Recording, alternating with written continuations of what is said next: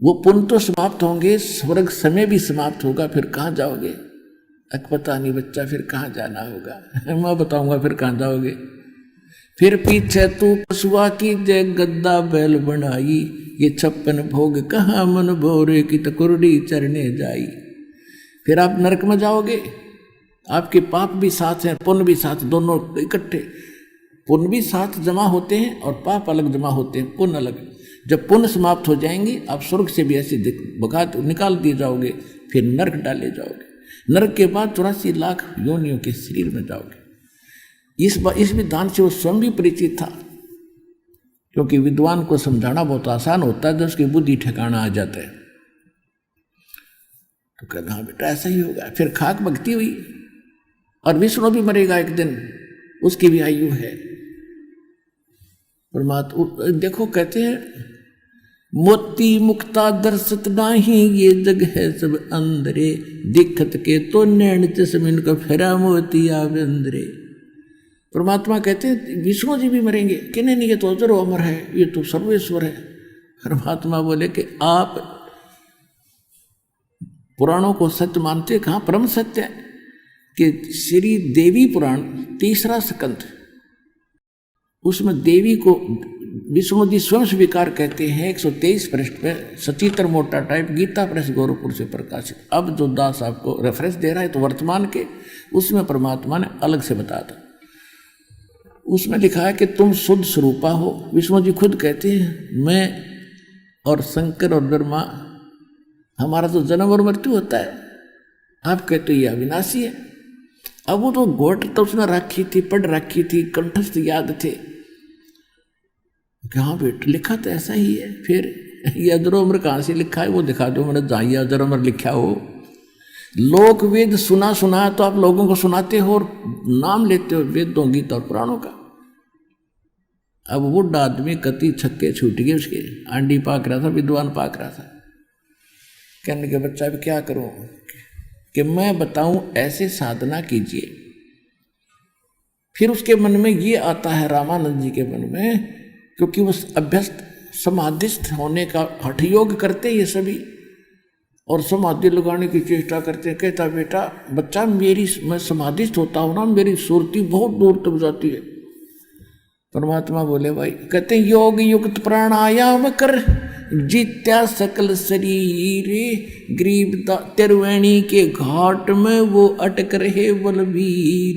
गरीबदास जी लिखा है अपनी वाणी में कि योग युगत और प्राणायाम आदि करके उसने शरीर को साध रखा था और समाधिस्थ होकर के ऊपर जाता था, पर त्रिवेणी के घाट पर वहाँ अटक रहा बलवीर।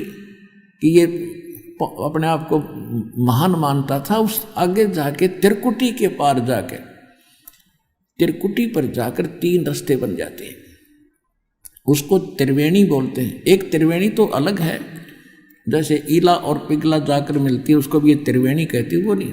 ऊपर जाके त्रिवेणी के घाट में, तो वहां जाके रामानंद परमात्मा ने कहा कि समाधि लगाओ, देखो कहाँ तक जाते हो।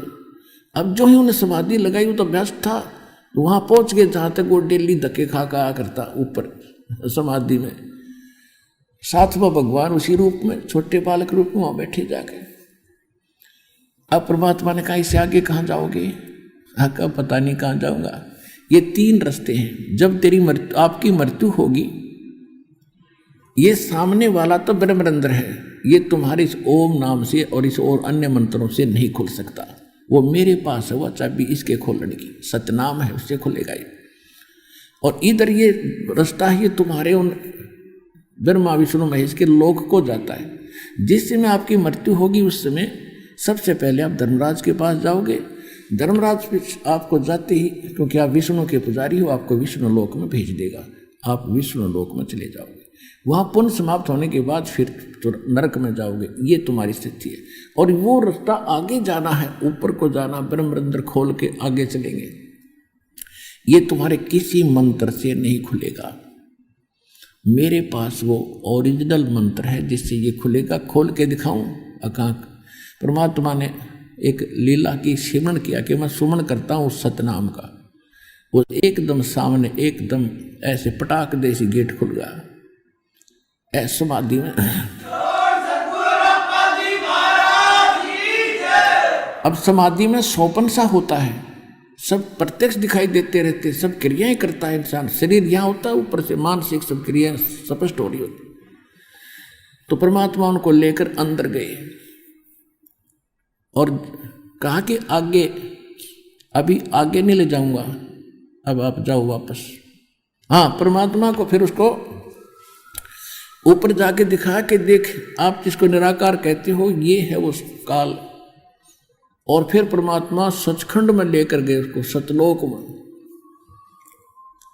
ब्रह्मा विष्णु महेश की सतीथि दिखाकर, जैसे सब महापुरुषों को लेकर गए और काल को साकार दिखाया कि तुम इसको निराकार बताते हो, ये बैठा तुम्हारा निरंजन, ये वास्तविक निरंजन नहीं है, डुप्लीकेट निरंजन है ये।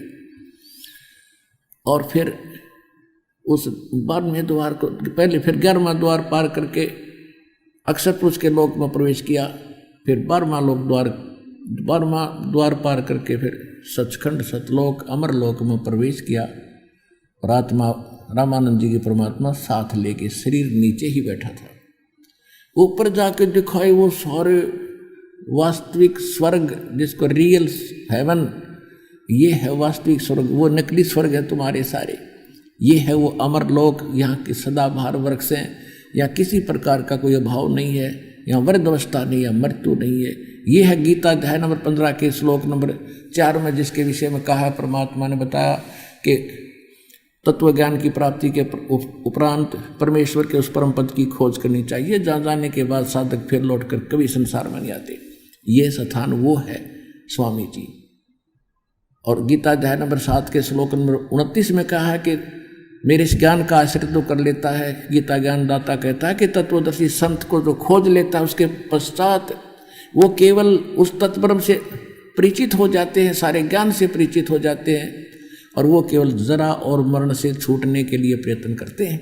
संसार की किसी वस्तु की वो इच्छा नहीं रखते, वो तत्ब्रह्म से परिचित हैं। तो यहाँ जरा नहीं, मरण नहीं, मृत्यु नहीं, वृद्धावस्था नहीं।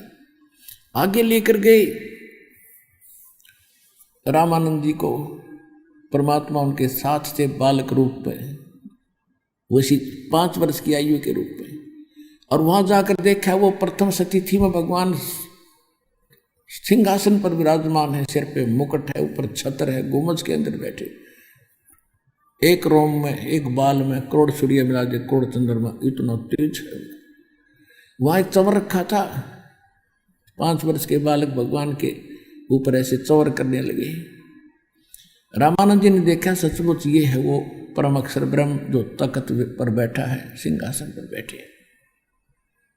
उसी समय वो सिंहासन वाला खड़ा हुआ और 5 वर्ष के बालक उस अनंत कोट ब्रह्मांड के सृजनहार के सिंहासन पर विराजमान हुए।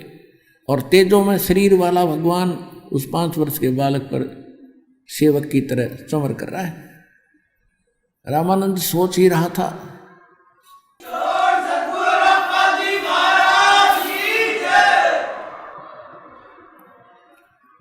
रामानंद जी सोच ही रहा था कि ये क्या मात्रा है, भगवान इनमें है कौन। इतने में तेजों में शरीर उस 5 वर्ष के बालक के शरीर में समा गया और वो चंवर अपने आप घूम रहा है।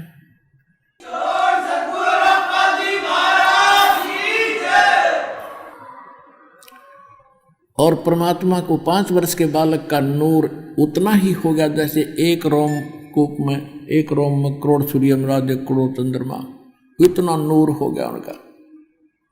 फिर परमात्मा ने बताया कि हम ही अलख अल्लाह हैं, कुतुब गोस और पीर, गरीबदास खालिक नाम हमारा नाम कबीर। ए स्वामी सृष्टा में सृष्टि हमारे तीर, दास गरीब अदर बसु अवगत सत कबीर। अब आंखों देख लिया। फिर परमात्मा ने कहा कि आप जाओ। संकेत किया, सेकंड के अंदर आत्मा वापस शरीर में आ गई। रामानंद जी देखा सामने 5 वर्ष का बालक फिर बैठे, न्यू का न्यू आ गए जहां बात हो रही थी उनकी। 104 साल का वृद्ध पंडित विद्वान चरणों में गिर गया। ओए होए, बोलत रामानंद जी सुनो कबीर करतारे, गरीबदास सब रूप के तुम ही सृजनहारे। दोहू ठोड़ है एक तू भया एक से दो, गरीबदास हम कारण तुम आए हो मगजो। बोलो सतगुरुदेव।